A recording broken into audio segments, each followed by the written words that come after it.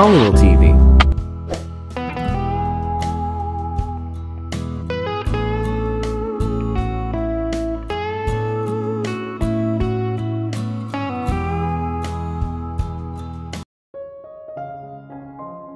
Kumunot ang noon niya. Alam mo naman pala ba't nandito ka pa? Seryosong tanong nito. She shrugged. Because I want to bring you something you'll eat for lunch. And please, don't think I'm bothering you. I only tend to do that when I suddenly show up while you're working. That's why from now on, I'll set an appointment. But today is different. 12 o'clock na kaya? Wait. Past 12 na pala kasi eksaktong 12 ako dumating dito. So it means no one's working and I can come here without bothering anybody. Still, I don't like to see you. Why? Because, like I've said, I'm not interested in you. Nagtitimping sabi niya rito.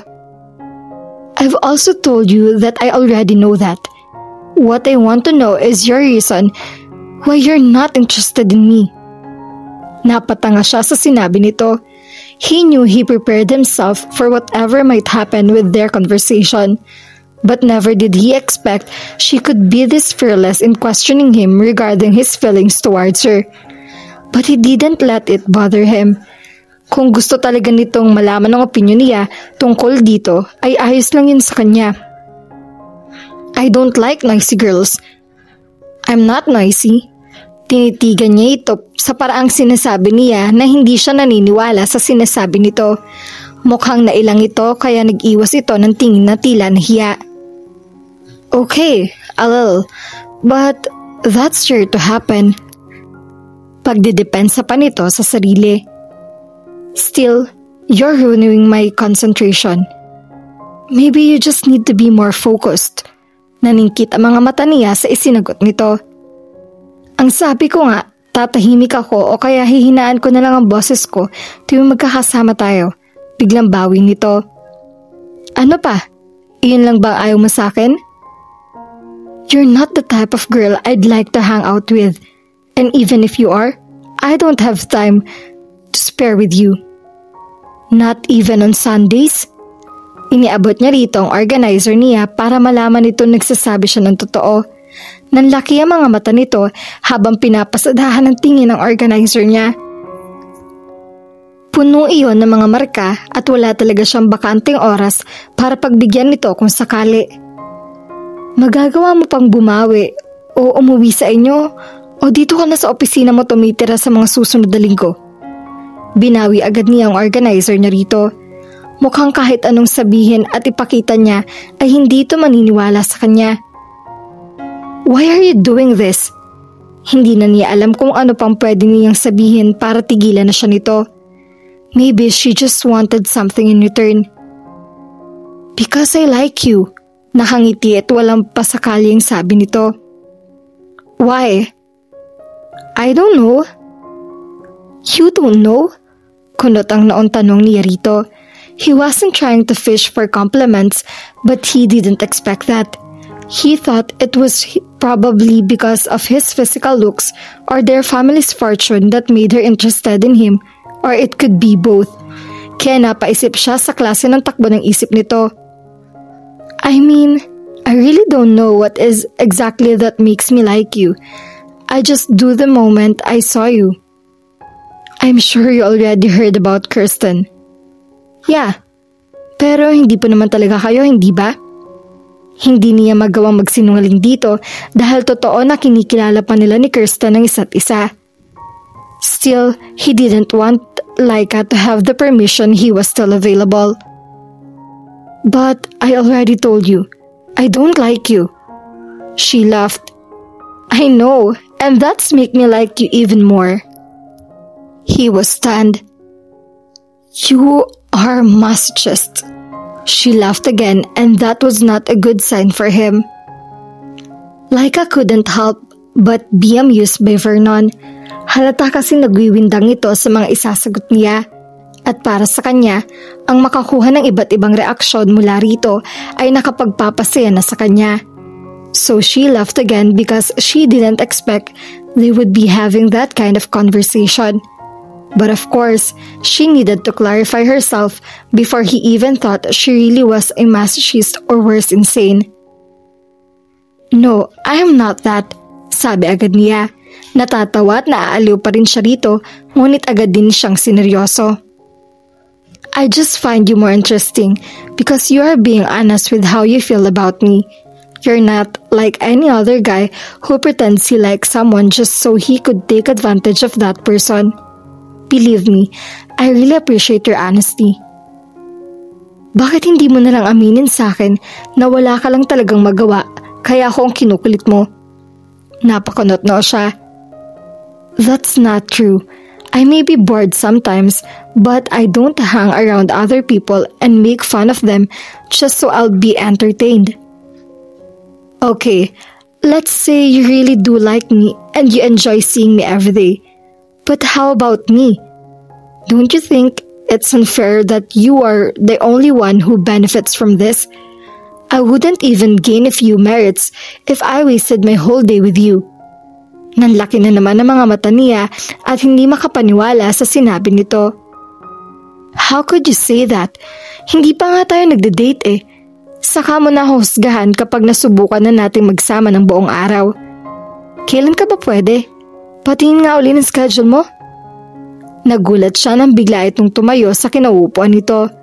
Nang hatakan siya nito palabas ng opisina nito at pagsarahan ng pinto ay alam niyang napiko na ito sa kakulitan niya, pero hindi pa rin siya sumuko. Kumatok siya at muling kinausap ito. "Vernon, sorry na. Promise, hindi na kita kukulitin masyado." Hindi ito sumagot hanggang sa malipilitan na siyang umalis na lang ng opisina nito. "Lola, pangit ba ako?" tanong ni Laika sa kanyang abuela. Tinaasan siya nito ng isang kilay. Eleanor Mendez, also known as Lola Leia, was like her best friend sometimes. May pagkakapareho kasi sila ng ugali nito.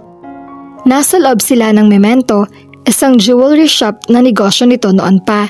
Nakapwesto iyon sa loob ng mall na pag-aari ng pamilya Marcelo. "Sino nagsabi na pangit ka?" tanong nito habang tinitingnan ng mga bagong disenyo na o-orderin nito sa kakilala nitong jewelry designer. Idadagdag nito iyon sa mga ibebenta nito at marahil ang iba itatago nito bilang bahagi ng koleksyon nito. "Wala naman, kaya lang kasi baka yun ang dahilan kaya ayaw sa akin ni Vernon. Siya yung kapatid ni Heath na naikakwento ko na sa inyo." Parang batang nagsusumbong na sabi niya rito. Ikinakwento na niya rito kung paano siya tinanggihan at pinalabas ni Vernon sa opisina nito 3 linggo nang nakakaraan.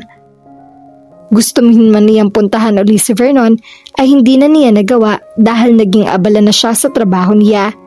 At nang tangkain niyang puntahan uli ito sa bahay ay may lakad daw ang pamilya nito ayon na rin kay Heath. Kaya imbis na nagmumukmok siya sa bahay nila ay sinamahan na lang niya ang abuela niya sa pagpunta nito sa shop nito. "He rejected you even before you told him you like him?" Hindi makapaniwalang tanong nito. Tumango siya habang nakasimangot. Nagtaka siya nang biglang humalakhak ang lola niya. Lalo tuloy siyang napasimangot dahil siyang pinagtatawanan nito. Her grandmother looked like a diva but she could also be a bully sometimes. "Lola naman!" "Karma ang tawag dyan. Ikaw naman kasi, ang dami mong tinanggihang manliligaw dati. Ayan tuloy, yan ang napapala mo." "Eh Lola, mas kakarmahin naman ako kung pipilitin ko makipagrelasyon o kahit makipag-date man lang sa taong hindi ko gusto at kaibigan lang ang tingin ko, hindi ba?" Pagdidepensa niya sa sarili. "Ba't nga ba kasi wala kang nagugustuhan sa mga manliligaw mo dati?" She shrugged. "I don't know. Maybe I felt I was too young then. O siguro dahil wala lang talagang nakukuhang atensyon ko kaya ganoon. But now, I think I really like Vernon. Pero ayaw niyang maniwala. Ang sabi pa nga niya, baka wala lang ako magawa kaya siya ang kinukulit ko." "Well, are you really doing that because you're bored?" Of course not, Lola. Baka naman nagupuhan ka lang sa kanya. Napaisip siya. Siguro, pero hindi lang naman siya ang gwapo na nakilala ko. Ewan ko ba? Basta, pagkakita ko sa kanya, ay naaliw na ako sa kanya. It must be your ego then. Hindi ka lang kasi sanay na tinatanggihan ka ng lalaki. Napakunot noo siya. Hindi siya galit sa ginawa at sinabi ni Vernon sa kanya nang tanggihan siya nito. Actually, she texted him a few times after that incident. She apologized for what she did. She was really worried he was pissed off because of her. You really think it is just my ego, Lola? Nag-aalalang tanong niya. Para kasing hindi siya makapaniwala na iyon lang ang dahilan kung bakit gustong-gusto niyang mapalapit kay Vernon. Of course, it was also too early to say she was in love with him. Bumuntong hininga ito at seryosong hinarap siya. No, I don't think it is your ego. Alam nating pareho na hindi ikaw ang tipo ng tao na magpapaapekto sa isang bagay dahil lang sa mababaw na dahilan.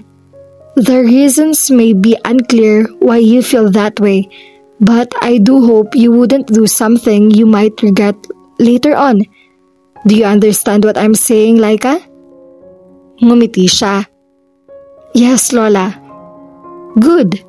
Now, buy us some lunch. Kanina pa ako nagugutom. Tumalima agad siya. Somehow, though what she felt for Vernon was still unclear, she was glad to have that conversation with her grandmother. Vernon was just strolling around their mall. He wanted to observe the customers as well as his employees, so he acted as if he was just a typical stranger. He wore a cap, a typical plain shirt, and maong pants. Hindi na siya sumama sa pamilya niya sa pagliliwaliw ng mga ito sa Baguio. It wasn't his idea of having a break anyway. He told his family his reason when they tried to convince him to go with them. Mas gusto niyang tingnan kung ano pang maaaring iayos sa mall nila at tingnan na rin ang reaksyon ng mga tao sa pagbabagong maaaring gawin nila. They could do a survey but it would take time before he got the result. He also wanted to see everything by himself. Madalas din na hindi naman sineseryoso ng mga tao ang survey nila kaya mas maganda talaga na siya na mismo mag-oobserba. He was checking on the boutiques and was writing a few notes in a small notepad when something happened which annoyed him. Vernon, said the noisy girl who called his name. Kilalang kilala niya ang may-ari ng boses na iyon kaya nang lingunin niya ito ay ipinahalata agad niya na hindi siya natutuwang makita to. Masama ang tingin ipinukol niya kay Laika habang papalapit ito sa kanya.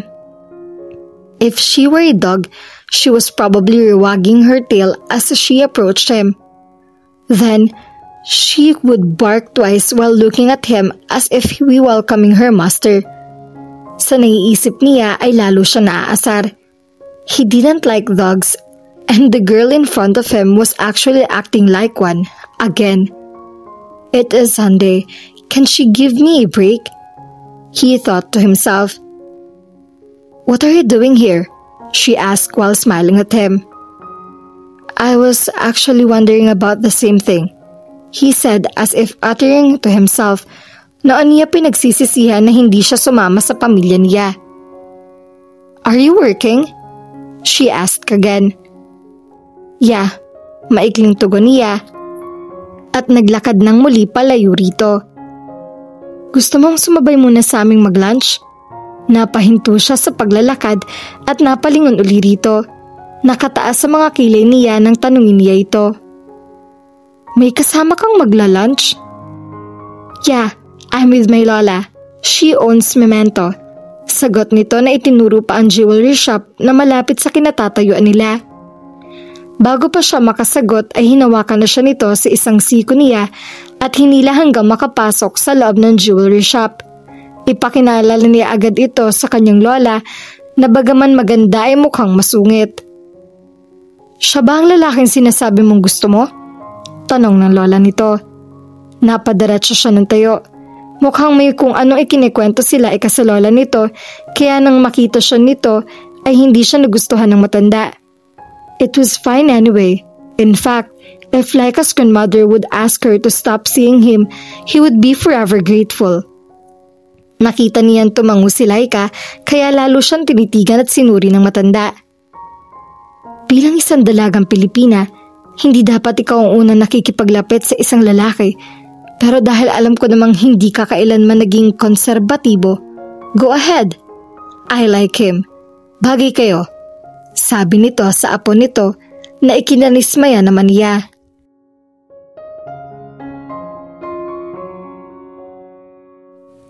At dito na po nagtatapos ang ating kwento. Sabay-sabay po nating abangan ang susunod na kabanata. Maraming salamat po. God bless and stay safe.